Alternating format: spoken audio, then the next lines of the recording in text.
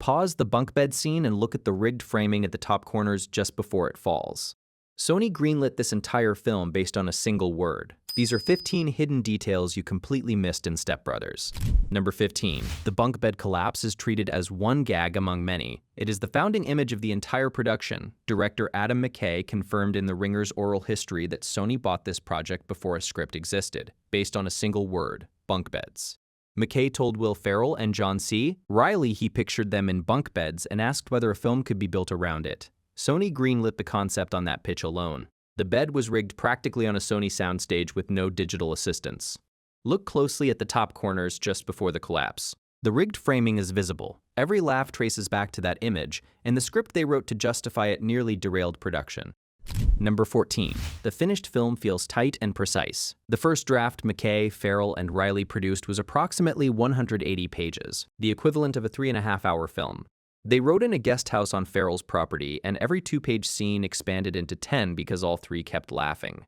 A 14-page sequence was cut entirely. The parents take Dale and Brennan to SeaWorld as a guilt offering after a chaotic evening involving Roman candles and a ruined house. McKay later used the SeaWorld concept in Anchorman 2. Watch the first dinner scene in the theatrical cut. It runs noticeably shorter than the unrated DVD version, which restores several additional minutes of that sequence. A script this far out of control also produced an assembly cut that almost no audience ever saw. Number 13. The theatrical version of Step Brothers runs 98 minutes. The first assembly cut ran well over 4 hours. Editor Brent White confirmed there was easily a 4-hour cut, with some accounts placing it closer to 5. McKay exposed an estimated 1.5 million feet of film across the shoot, and Kodak sent a formal acknowledgment to the set. Stage doors stayed locked with the red light on for 20 to 30 minutes per take, while every variation was captured. The unrated DVD alone contains over 29 minutes of additional job interview footage, which is only a fraction of what White removed to reach a releasable version. The entire structure of what viewers know as Step Brothers is an editorial construction built from an almost unmanageable volume of material. Number 12. Every line in Step Brothers sounds spontaneous. The standing production rule was that the first take each day was performed as written, and every take after that was free improvisation. McKay has said the only direction he gave actors was permission to be completely unfunny. He estimates that one instruction improved the riff quality by 60%. Actor Kathryn Hahn described the method, "The morning followed the page and the afternoon had no connection to it." Watch any scene where two actors talk over each other. Those overlapping responses were never in any draft. McKay chose improvised afternoon takes over written versions throughout the film. The most quoted lines in Step Brothers were never scripted, which makes the casting of one specific character more important than it appears. Number 11. Derek reads like a character built for actor Adam Scott from the start. The final shortlist included Scott, Thomas Lennon, and John Hamm before Hamm's Mad Men breakout. Hamm attended the audition and whispered every line to differentiate himself from the competition. Scott ad-libbed calling Mark Cuban the Cubes, and that one improvised moment won him the role immediately. Casting director Allison Jones confirmed the decision was made in the room. The Cubes line made it into the finished film. Look at the sequence where Derek mentions Cuban. That phrase was never in the script and was the exact moment Scott secured the part. Scott has said in interviews that Step Brothers was entirely responsible for redirecting his career toward comedy. Number 10. The Sweet Child O' Mine car sing-along looks like a spontaneous family moment. It is an audio illusion. Hahn confirmed on the Dinners on Me podcast that she and the children were genuinely singing live during filming. McKay wanted Derek's voice to sound unrealistically perfect, so a professional vocalist stood just outside the windshield and sang live while Scott mouthed the words in synchronization.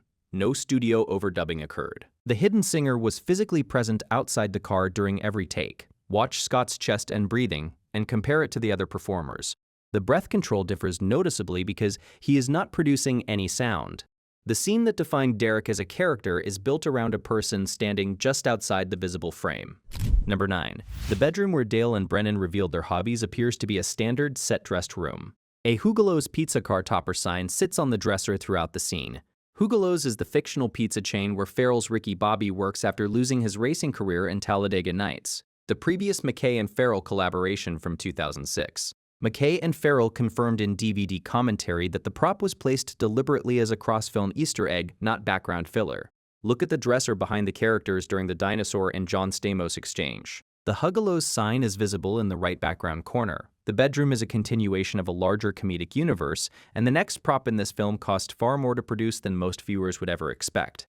Number 8. The drum set conflict reads as pure comedic invention. It is not. Reilly confirmed in NPR interviews that his own older brother had a strict real-world rule against anyone touching his drum kit. McKay built the entire subplot directly from that documented personal memory. Reilly also learned to play drums professionally during the 1995 film Georgia, which is why the on-screen performance is not staged or mimed. Watch Reilly's hand position and stick placement during the playing sequence. The technique is consistent with an actor who genuinely learned the instrument rather than one mimicking motion for camera.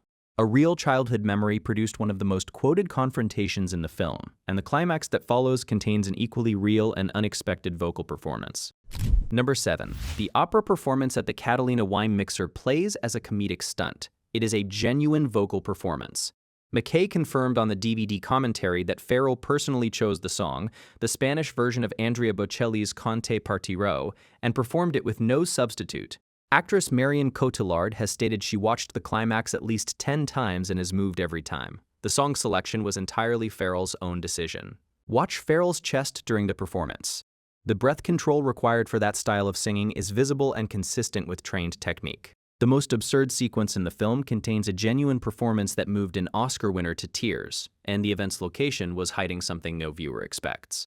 Number 6. The dinosaur monologue at the Catalina Wine Mixer is the emotional climax of the film. It was in no version of the script.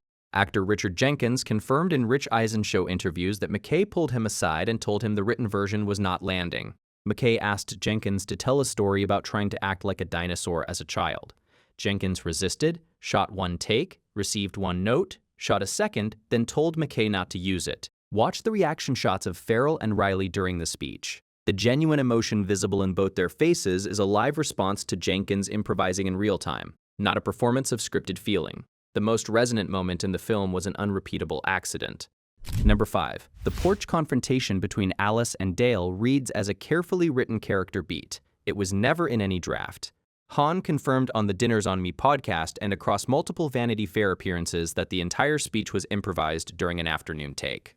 When McKay called cut, the full crew spontaneously applauded. Actress Mary Steenburgen walked directly to Han and embraced her. Watch the camera framing during the speech. McKay holds a longer continuous take than he uses elsewhere in the film, which in his documented method signals a take he decided to keep in the moment. The scene that established Han as a major comedic force was never written by anyone, and the film's most famous event location was hiding something no viewer expects.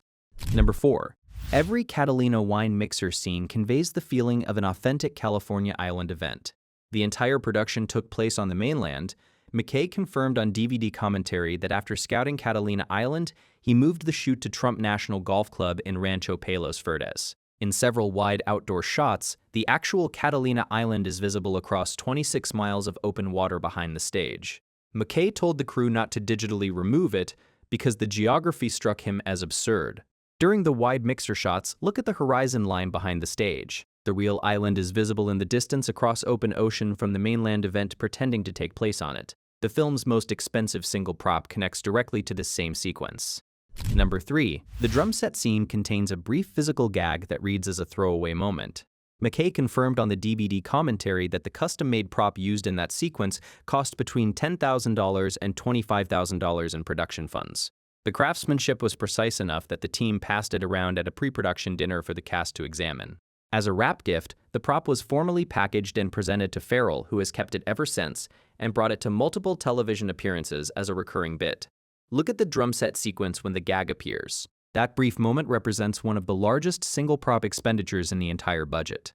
The studio was already on record for refusing something far larger.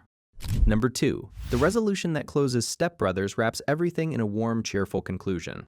That ending was built from scratch after the planned finale was shut down before cameras ever rolled. McKay confirmed in Variety that he and Ferrell pitched a final scene in which Dale and Brennan appear in the back of a military transport truck passing a sign marking an active conflict zone overseas. Both Sony Pictures and producer Judd Apatow refused to allow it to be filmed. No version was ever shot. It exists only as a documented intention confirmed by McKay himself. Watch the resolution sequence knowing the entire final act was rebuilt after the original was rejected. The warm conclusion audiences accepted as natural was a replacement built under studio pressure. Number 1. Step Brothers appears to be the beginning of an ongoing creative partnership between McKay, Ferrell, and Reilly. McKay and Ferrell's production company, Gary Sanchez Productions, dissolved in 2019 following a documented disagreement over the casting of Reilly, not Ferrell, to lead the HBO series Winning Time. McKay and Ferrell have not collaborated on a feature film since Step Brothers. The improvisation method that built this film, morning script followed by afternoon free-for-all and 4-hour assembly cuts, has never been replicated by either filmmaker. Watch the final scene of Step Brothers knowing it is the last project Ferrell and McKay completed together. The friendship between Dale and Brennan on screen is the last artifact of an off-screen creative partnership that no longer exists. Step Brothers looks like a chaos comedy built on improvisation and luck. It began with a single word, survived a 180-page script, had its ending rejected by the studio, and was cut from 1.5 million feet of footage into 98 minutes. Every rewatch tells a different story. Which hidden detail surprised you most? And what film should we open next?